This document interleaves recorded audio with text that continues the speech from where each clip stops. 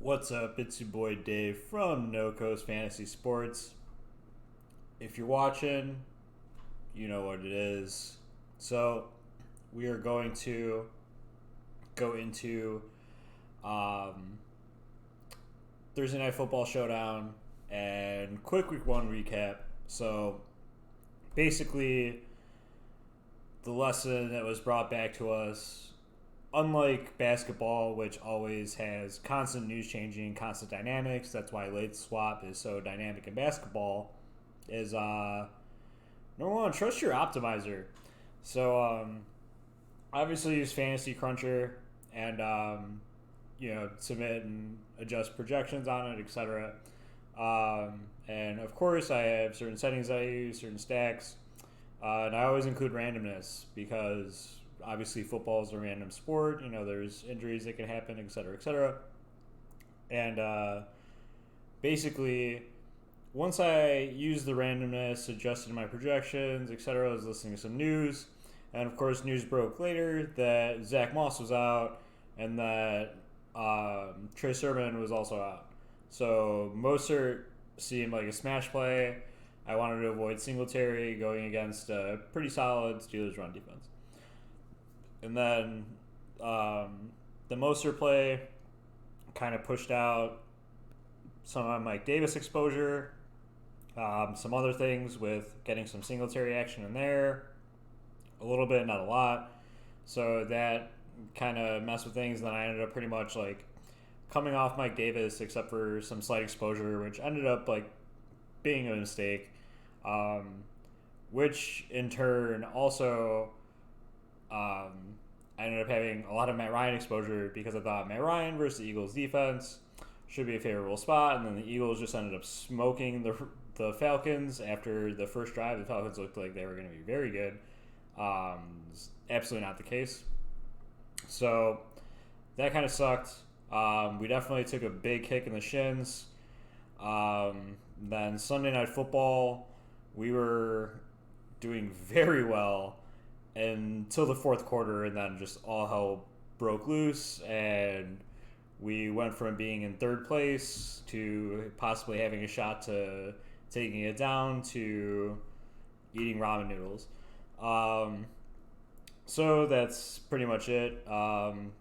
Lesson of the game is, of course, trust your optimizer, because when you use randomness settings, etc., Mostert gets injured, the pushing up and forcing my Ryan exposure, just let your tools do what they're meant to do and what they're supposed to do. And as long as your data is right, you don't need to force anything because it should give you the best result. Like, if I didn't force anything, I had like a lot of Kyler Murray exposure with DeAndre Hopkins stack and Christian Kirk stack, which would have been absolutely insane. And I had like a 5% Tyrod Taylor exposure, which I was like at the time, this can't possibly be good. And then Tyrod Taylor just ended up crushing it at a very, very good price point value. And I had like a lot of Aaron Rodgers and Green Bay Packers stacks, which of course was just awful. So just to put my week one in perspective, it was pretty piss poor to say the least. But in DFS, we always move on to the next one. We had a pretty decent Monday night, though. Not too bad, a little bit above breaking even. But we'll take it after pretty much getting whomped on all of Sunday. So we're going to get right into the Thursday night slate with the captain exposure that I have. So this is basically the players that I have in my captain player pool of 14 players so far in there. So I have Daniel Jones. He's 15,600. Taylor Heineke, good rushing upside, 15,300. You're probably going to want one of these quarterbacks. Like, Daniel Jones has a lot better rushing upside than Heineke, and the Giants' offensive line is just literally terrible. And they're going against Washington, who is one of the better pass rushers in the league. So keep that in mind, because that's a very unfavorable matchup for that unit. Saquon Barkley is questionable, so keep an eye on this if he's going to play or not. Because if not, then Mr. Devontae Booker down here becomes a pretty good smash play at his price point. So keep that in mind. Next up, we got Antonio Gibson, who's in there. I think Antonio Gibson is a very good spot versus the Giants. He should probably smash tomorrow, no brainer. Terry McLaurin, I think Terry will be fine. Antonio Gibson, Terry, Logan Thomas, all these guys played with Heineke last season, so they have experience playing with them. They have a bit of a gel, and he looked pretty solid. Like he's not awful, except like the Giants' whole team seems pretty awful. Next up, Kenny Gallaudet. Seeing a bit of rapport with Daniel Jones, so he should be fine. He's like a maybe a captain. Probably a slight exposure just because you never know. Sterling Shepard, he's probably Daniel Jones' favorite target, so him at the captain slot for $12K seems like a pretty solid price point. Logan Thomas is probably going to be my most exposed captain, which will probably end up biting me. But I like his matchup. The Giants are pretty bad versus the tight end traditionally. Logan Thomas is a target machine, so I think he's in a really good spot. Darius Slayton, he's also a maybe as a deep ball threat from the Giants.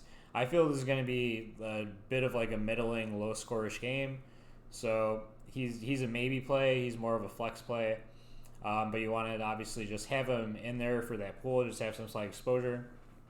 Washington, I think this is another very good defense play at captain for 8,400 versus the Giants, who have a terrible offensive line. I think Chase Young is going to eat. Their pass rush is very good. Their defense is all around pretty solid. And the Giants just look very bad.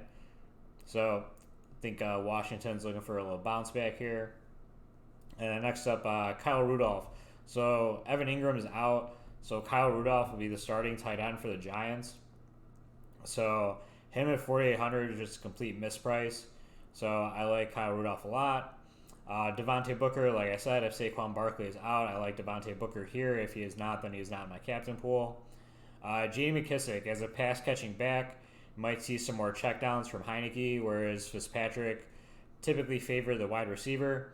I think McKissick might benefit a little bit from that. And at 3,300, that seems like a bit of a misprice. I will have a rule that will allow both running backs from the same team from Washington. I usually don't. I usually only like to have one. But I think for this game, they can both see some work. And then finally, De'Ami Brown. So De'Ami Brown ran a pretty good percentage of routes week one. Curtis Samuels is out. So De'Ami Brown is kind of like the third in line as far as targets. If you're thinking like Terry, Logan Thomas, and then like maybe De'Ami Brown. So keep that in mind. He hasn't had as much time with like Taylor Heineke as McLaurin or Logan Thomas, but he's definitely a play and definitely in the pool at 2,100. Yeah, it's a pretty big misprice. Next up, we'll just go to General Flex. So right here, I got 20 people in the flex position. Once again, like I said, a lot of both similar players that we're covering already. Daniel Jones, Taylor Heineke, Saquon Barkley, I already alluded to him. Adam Humphries is in play. I think he can see a little bit of work, possibly steal some targets away from De'Ami Brown. The Giants defense, you got to have him in there just strictly because you never know what could happen. And typically, I play low stakes 150 max and then 20 max, so they'll be in my 150 max pool. As far as my 20 max pool, they might not make the cut, but I'll probably have them in there. I probably won't get exposure to them though, but they at least have to be in the pool. Dustin Hopkins, Graham Gano. Obviously, you want to play one of the kickers from this game, as it may be low scoring. This probably won't be a very high scoring game. It'd be kind of a sludgy game. So if anyone, I would probably have Dustin Hopkins. Graham Gano is kind of bad, but they're only 200 away from each other at price point.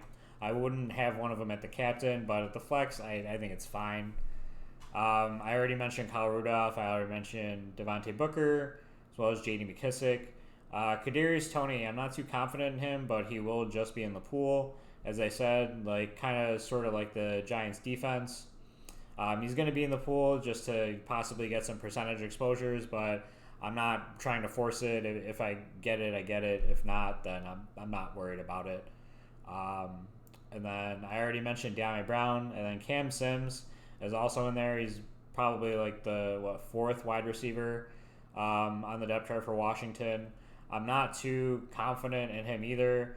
I obviously get more like De'Ami Brown for 400 more than Cam Sims, as De'Ami Brown will have higher percentage of target share, most likely as he did week 1. It'll probably ramp up, or at least stay the same. I don't see it lessening at all.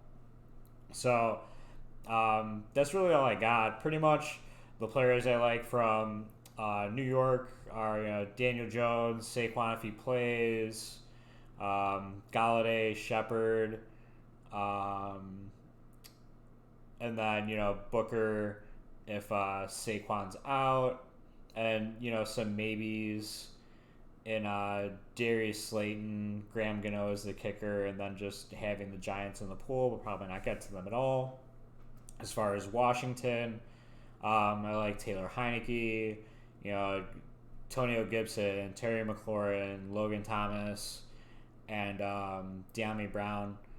Also from the Giants, I really do like Kyle Rudolph a lot. I think he's a really good play. I'll probably have him in all my lineups in some fashion, probably most likely at flex. That's probably the best spot for him. You probably don't want him too much at captain, but he can get there. So keep that in mind. I mean, it's, like I said, he's fine to have in either pool, as I do. That's just what I'm trying to preach. I don't say anything that I don't personally do. So that's all I got for today, guys. Thanks for watching. Really appreciate it.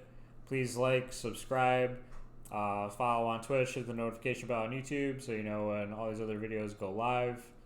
I will try and do a Sunday night football video earlier in the day, Sunday, just try and release that. But other than that, I probably won't be back. Maybe Monday Night Football. If not Sunday night, do a video for that. But yeah, we'll see. I got a pretty busy weekend, so I'm just balancing all that out. But take it easy, guys. Thanks for watching. Appreciate it. Peace out.